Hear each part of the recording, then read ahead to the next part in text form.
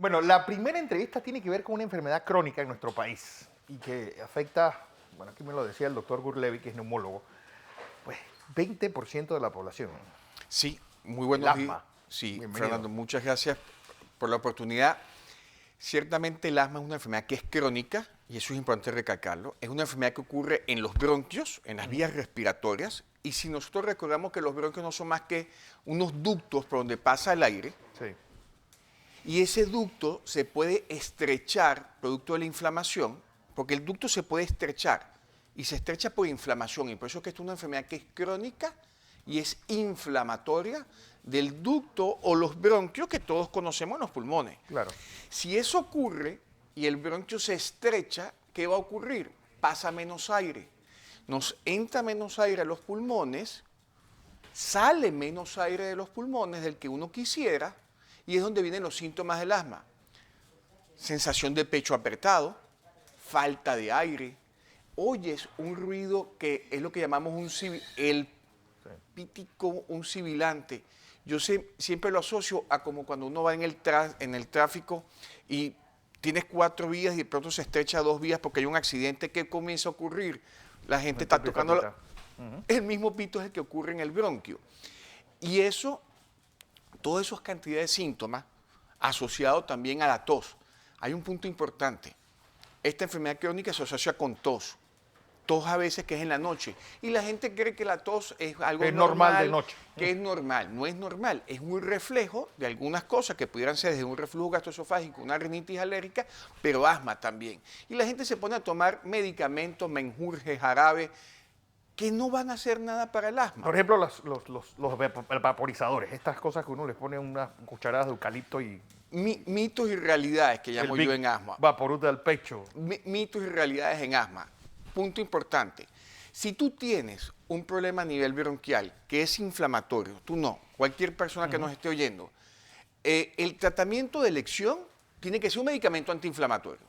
Ok. Entonces, No sí, una... claro, entonces nada de lo que uno pueda dar que no sea un antiinflamatorio va a tener un efecto. Que eso son cosas que nosotros traemos hace más de 200, 300, 400 años colocando, tratando de resolver problemas. Sí. ¿Cuál es uno de los elementos principales? En una enfermedad crónica el tratamiento tiene que ser a largo plazo. No puede ser un tratamiento que tú das un día sí, Sí. 2 días no, no. Tratamiento a largo plazo. En asma se maneja como la diabetes y como la hipertensión arterial. O sea, son tratamientos a largo plazo. Es decir, uno nace o se hace asmático. Uno, uno va a tener factores de riesgo y de predisposición genética. ¿Qué significa eso? Si mi papá o mi mamá fueron asmáticos o ambos fueron asmáticos o ambos tienen un componente alérgico, o sea, sufren de problemas de la piel, dermatitis atópica, rinitis alérgica, la posibilidad que yo tenga como hijo de desarrollar asma es más alta y puede pasar de un 20 hasta un 80% si mis padres fueron asmáticos o sufrieron de algún problema de tipo alérgico, bien sea rinitis, dermatitis atópica, problemas gastrointestinales.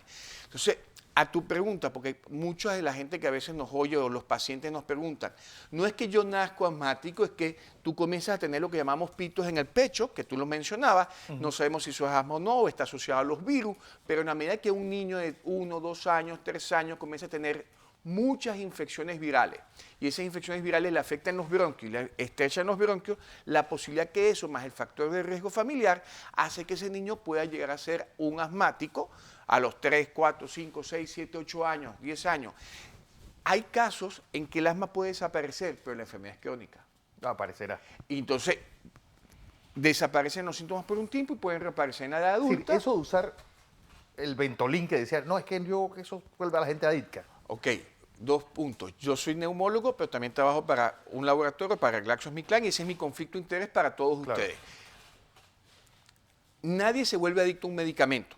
Ni siquiera al droga. Tú te vuelves adicto, la gente se vuelve adicta a las drogas, no a los medicamentos. Los medicamentos no son, no son drogas. Entonces, los medicamentos se clasifican en asma en antiinflamatorios y rescatadores.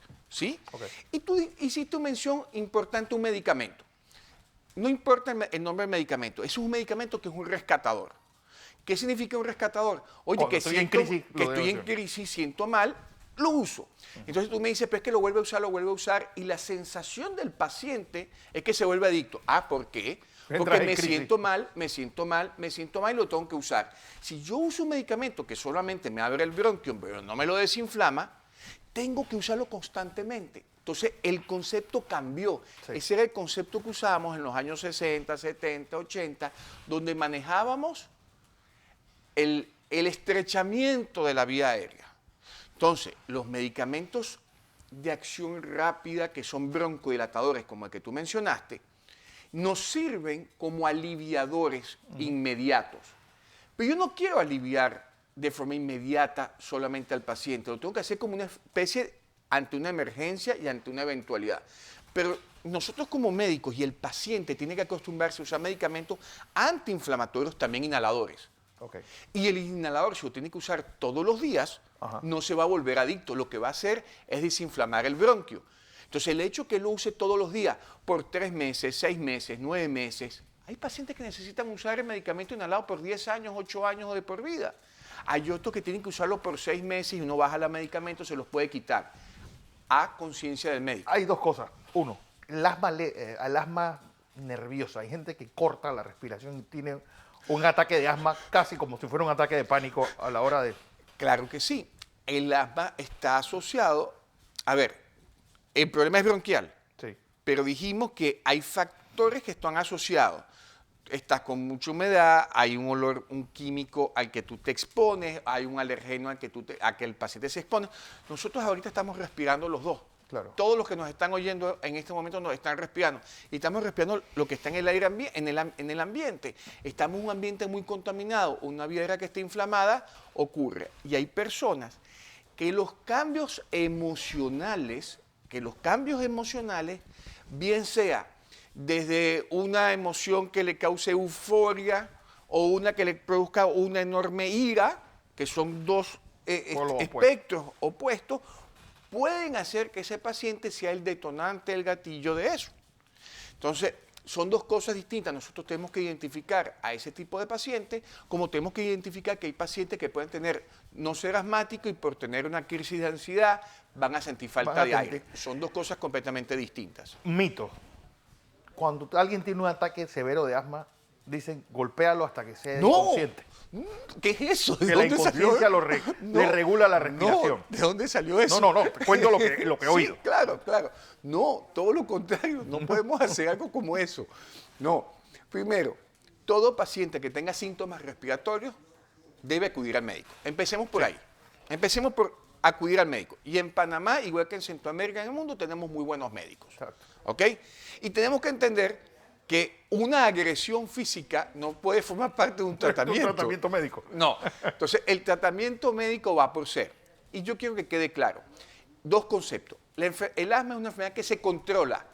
¿Qué entendemos por control? Un paciente que no tenga que acudir a la emergencia. Es como la diabetes o la Claro, hipertensión. es un paciente que yo no quiero que acuda a la emergencia, que no tenga crisis de asma, que no tenga que usar los medicamentos de rescatadores constantemente, que mientras yo puedo espaciar más los medicamentos rescatadores o aliviadores que vienen con inhaladores, es mejor. Pero que el paciente me use el inhalador de control, que pueda ir para el colegio, que pueda participar en la Copa de Oro, en la Copa América o en un Mundial de Fútbol. En Panamá tenemos muchos niños que quieren jugar fútbol. ¿Y cuántas madres le dicen, usted no me va a jugar fútbol porque Se usted agita. le da el asma?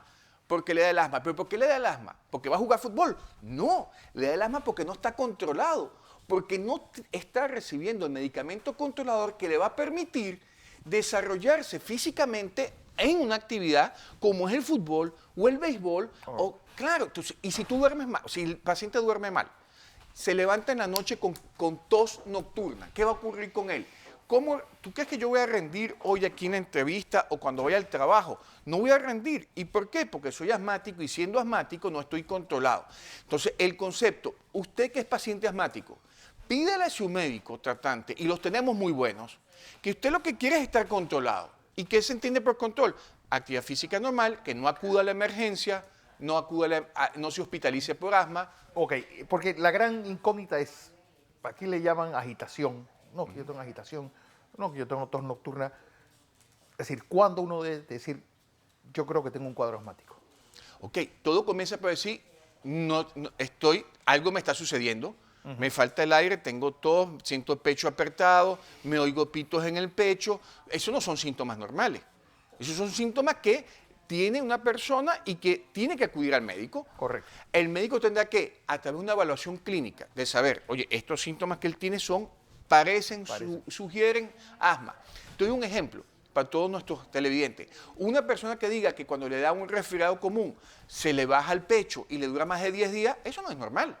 Ningún resfriado que baja el pecho y dure más de 10 días, eso es normal. Eso puede ser sugestivo o pensar uno que eso es un paciente asmático.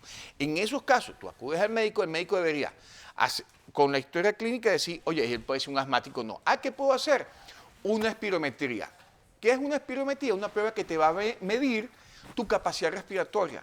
Y en Panamá se hace frecuentemente. En Panamá tenemos equipos espirómetros. Se compraron y están ahí a la disposición, no solamente en entidades privadas y públicas. Lo que tenemos que hacer es activar a que esos equipos funcionen, porque están, pero tenemos que sacarle más provecho.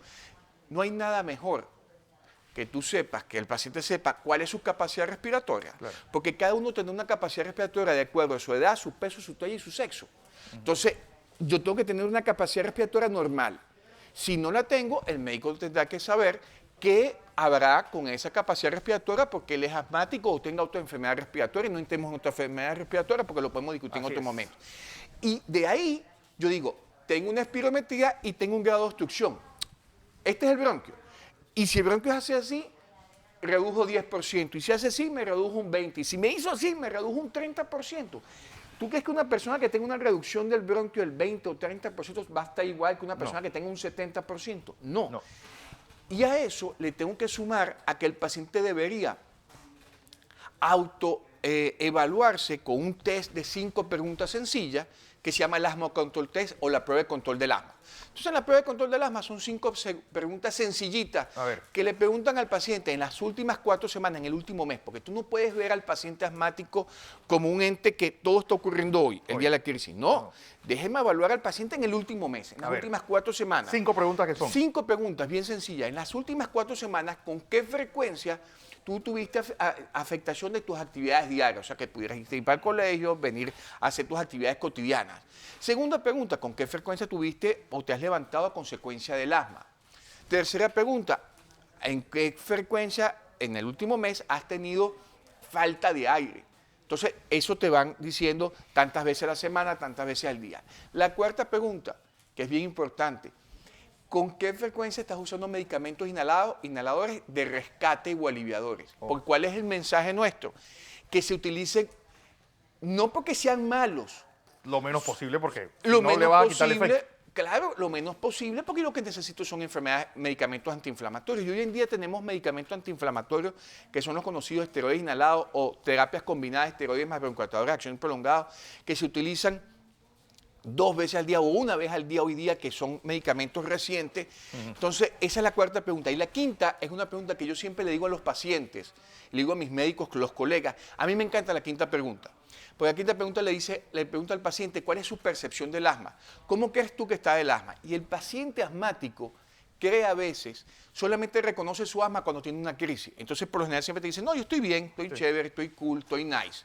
No está ni cool, ni nice, ni chévere. Lo que está es que en ese momento no tiene esperando una crisis nueva. Esperando la nueva crisis, y eso es lo que no podemos. Entonces, esa última pregunta me permite a mí, como médico, decirle al paciente, fíjate, tú crees que estás bien, pero el hecho de que tú te estés despertando 2 veces a la semana en la noche a consecuencia del asma, o que me estés usando el medicamento de rescate 2 veces a la semana o más, o no puedas hacer tal tipo de actividad física, no estás controlado. Para tú estar controlado necesitas tener en el test más de 19 puntos, o sea, de 20 a 25.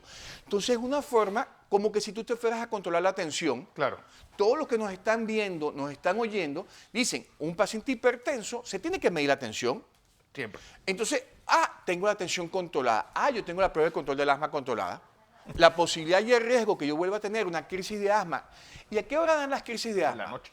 En las madrugadas. ¿Y tú crees que es muy sabroso levantar a papá, a mamá, al tío, a la tía, a mi hermanito, a mi hermana, porque llámame a la emergencia del hospital o de la clínica? Sí. No. Entonces, son elementos que tenemos que, el mensaje es control, los inhaladores no vuelven adictos a los No vuelven pacientes. adictos a nadie. Hay que usar los medicamentos más controladores que aliviadores, pero los aliviadores también se pueden usar. Doctor Levy, placer.